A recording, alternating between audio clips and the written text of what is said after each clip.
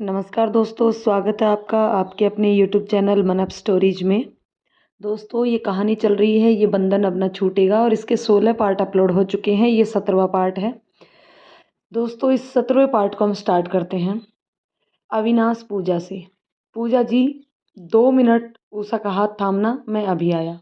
पूजा: अविनाश जी, उषा का हाथ तो आप ही थाम सकते हैं, वो आपकी ही अमानत है। अविनाश: अरे मेरा मतलब था कि आप उषा को थोड़ी देर सहारा दें, मैं अभी आया। अविनाश उषा को पूजा के पास छोड़कर थोड़ा ही दूरी पर जाता है।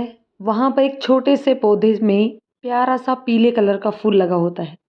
अविनाश फूल को तोड़कर लेकर के आता है और घुटनों के बल बैठकर उषा से कहता है, उषा, मैं तुमसे वादा करता हूँ कि मैं ज़िंदगी भर तुम्हारा साथ निभाऊंगा, तुम्हें हमेशा प्यार करता रहूँगा, तुम्हें दुनिया की वह हर खुशी देने की कोशिश करूँगा जो तुम डिजर्व करती हो। उषा, तुम्हें मेरी दोस्ती, मेरा प्यार स्वीकार है? तभी सभी लोग तालियां बजाने लगते हैं। पूजा: उषा हाँ कर दे, बढ़ा ले एक कदम आगे, कर ले नई जिंदगी की शुरुआत। उषा चुपचाप खड़ी अविनाश की तरफ देख रही थी। उसे समझ नहीं आ रहा था कि वह क्या करे। एक तरफ अविनाश और दूसरी तरफ उसे कबीर की भी रह रह कर याद आ रही थी। वहाँ खड़े सभी लोगों ने एक साथ कहा कि मान जाओ उषा, हाँ कर दो। उषा की आंखों से एक बूंद आंसू की टपक कर अविनाश के हाथ पर गिर गई और उषा ने झुकते हुए अविनाश को उठाया और उसके हाथ से फूल ले लिया। सभी ने जोरदार तालियां बजाई। आखिर उसने अविनाश की फ्रेंडशिप और प्यार दोनों ही एक्सेप्ट कर लिया था। सभी आगे बढ़े। रूपाली एक और इशारा करके, अरे देखो, उधर कितना प्यारा दृश्य है, क्या है यह?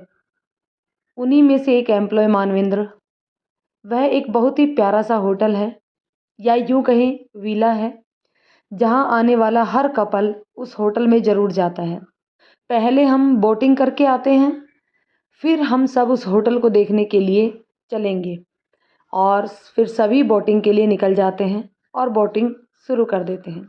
झील में बोटिंग करते हुए आनंद लेते हैं। उषा, अविनाश और पूजा एक ही बोट पर बोटिंग कर रहे थे। पूरा टाइम उषा बिल्कुल चुपचाप बैठी थी। तभी अविनाश ने कहा, उषा, अब तुम इतनी चुप क्यों हो?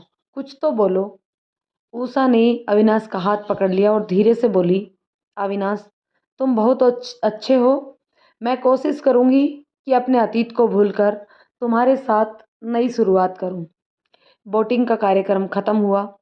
सब ने कुछ न कुछ खाया पिया और मौज मस्ती करते हुए वो लोग वापस उस होटल की तरफ उसे देखने के लिए चले जाते हैं।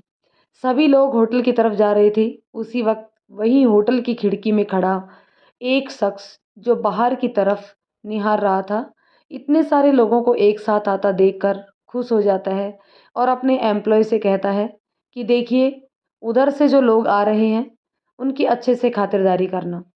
तभी उस शख्स की नज़र उषा पर पड़ती है और वो एकदम से शॉक्ड हो जाता है और फटाफट अपने केबिन में चला जाता है।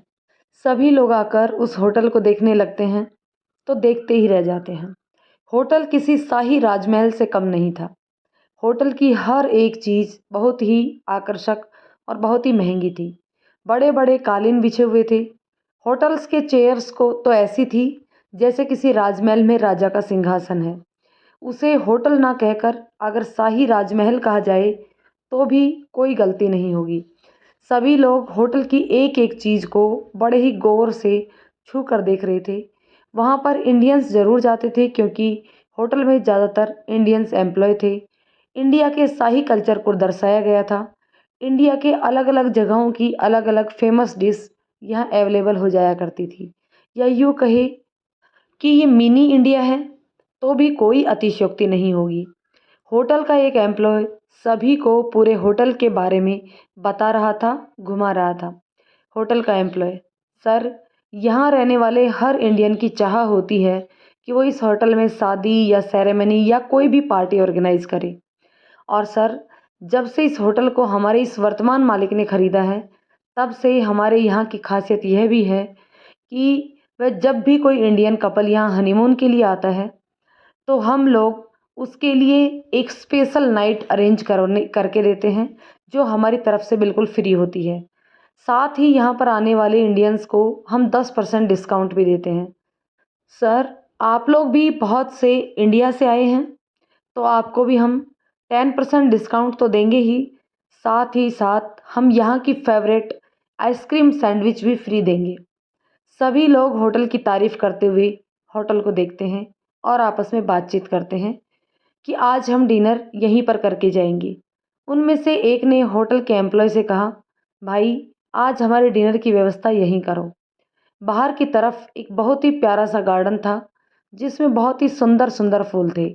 वहीं फूलों के पास एक बहुत ही खूबसूरत सा पौधा था, जिसके पास अविनाश और उषा दोनों साथ में बैठे हुए थे।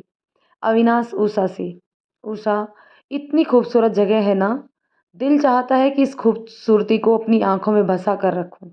उषा, जब तुमने मेरा प्रपोजल एक्सेप्ट कर ही लिया है तो फिर हम यहीं पर शादी करके जाएंगे। बोलो, तुम्हारी क्या राय है? उषा, जैसा तुम ठीक समझो अविनाश। अविनाश जाकर के होटल के एक एम्प्लॉय से मिलता है और एम्प्लॉय से, देखिए भाई साहब, हमारा नाम अविनाश है और हम इंडिया से आए हैं। हम सब लोग साथ में ही हैं। हमें आपके मैनेजर से बात करनी है। ये होटल मुझे अपनी शादी के लिए बुक करना है। एम्प्लॉय, सर चलिए, मैं आपको मैनेजर सर से मिलवा देता हूँ। अविनाश होटल के एम्प्लॉय के साथ मैनेजर से मिलने के लिए चला जाता है। होटल का मैनेजर, सर आपका हमारी इस छोटी सी विला में स्वागत है। कहिए हम आपकी क्या सहायता कर सकते हैं? अविनाश, मैनेजर साहब, हम अपनी शादी को यादगार बनाना चाहते हैं। हमें आपकी ये विला बहुत पसंद आई। हम चाहते हैं कि हमारी शादी इसी विला में हो, इसलिए आप हमारी शादी का अरेंजमेंट करवाएं। Manager, sure sir. सर हम ऐसा अरेंजमेंट करवाएंगे कि आप हमेशा याद रखेंगे। और सर, मैं आपको हमारे होटल ओनर से मिलवाना चाहता हूँ। वो इंडियन ही है सर। जब उन्हें पता चलेगा कि कोई इंडियन हमारे यहाँ शादी करने के लिए इंडिया से आए हैं, तो मुझे पक्का विश्वास है कि वो आपको काफ़ी अच्छा डिस्काउंट भी दे देंगे। होटल का मैनेजर अविनाश को लेकर होटल के ओनर के पास जाता है। मैनेजर, सर ये है मिस्टर अविनाश। ये और इनके साथी इंडिया से आए हैं और मिस्टर अविनाश यहाँ हमारे इस होटल में शादी करना चाहते हैं। फिर मैनेजर मिस्टर अविनाश की तरफ मुड़ते हुए, मिस्टर अविनाश, ये हैं हमारे होटल के ओनर मिस्टर के त्रिपाठी। मिस्टर के त्रिपाठी, बैठिए मिस्टर अविनाश। देखिए, हम यहाँ इंडियंस को विशेष छूट देते हैं, इसलिए आपको जिस भी प्रकार का अरेंजमेंट करवाना है आप मैनेजर को बता दीजिए और सारी अरेंजमेंट आपके अनुसार ही हो जाएगी। मिस्टर अविनाश को अपना फ़ोन नंबर देते हुए, यह हमारे फ़ोन नंबर है मिस्टर अविनाश, अगर कोई भी विशेष काम हो तो आप हमें फ़ोन कर सकते हैं। आप बिल्कुल भी चिंता ना करें, आपकी शादी को हम यादगार ज़रूर बनाएंगे। अविनाश, थैंक यू मिस्टर के त्रिपाठी। आज से ठीक 7वें दिन हम इसी होटल में आकर शादी करेंगे और यह जितने भी हमारे साथी हैं, ये मान लीजिए यही हमारे बाराती होंगे। आपको इनका स्वागत करना है और साथ ही साथ हमारी शादी को स्पेशल शादी बनानी है। अविनाश होटल के मैनेजर और ओनर दोनों से बात करके वापस आता है। उत्सुकतावश जल्दी से आकर उषा को बताता है, उषा आज से बस ठीक 7 दिन बाद हमारी शादी है, तुम अपने आप को शादी के लिए तैयार कर लो। मैंने होटल के मैनेजर से और होटल के ओनर से बात कर ली है। होटल का ओनर इंडियन है और एक भला इंसान भी है। वह क्या नाम बताया था उसने अपना? मिस्टर के त्रिपाठी। उन्होंने हमारी शादी के लिए स्पेशल डिस्काउंट भी दिया है, तो अब हम अपनी शादी को स्पेशल बना पाएंगे। यह शादी यादगार मोमेंट रहेगा। उषा मिस्टर के त्रिपाठी का नाम सुनकर एकदम से चौंक जाती है। मिस्टर के त्रिपाठी नाम सुनकर उषा को बड़ा अजीब सा लग रहा था। उषा का दिल ज़ोर ज़ोर से धड़कता है। वह अपने आजू बाजू देखती है।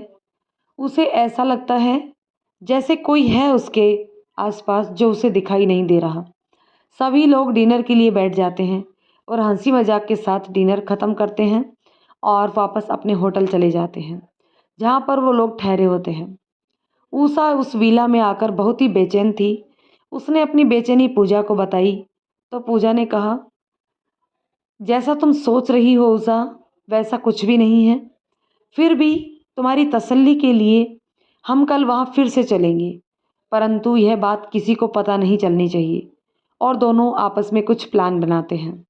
अगले दिन ऑफिस टाइम के बाद सब लोग जब घूमने जाने लगे तो उषा ने मना कर दिया कि आज मेरी तबीयत थोड़ी ठीक नहीं है, इसलिए तुम लोग जाओ, मैं यहीं आराम करती हूँ। अविनाश, उषा, अगर तुम्हारी तबीयत ठीक नहीं है तो तुम आराम करो, मैं भी तुम्हारे साथ यहीं रुक जाता हूँ। पूजा, तुम जाओ और एंजॉय करो। पूजा, नहीं सर, आप जाइए, मेरा भी आज कहीं भी जाने का मन नहीं है, तो मैं और उषा दोनों यहीं आराम कर लेते हैं। आप परेशान क्यों होते हो, आराम से घूम कर आओ।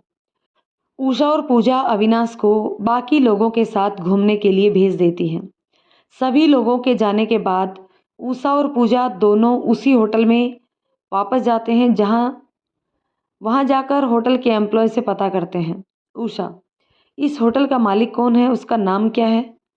होटल का एम्प्लॉय कहता है कि मैडम, होटल का ओनर एक इंडियन है। उषा, क्या नाम है उनका? एम्प्लॉय, मैडम, उनका नाम मिस्टर के त्रिपाठी है।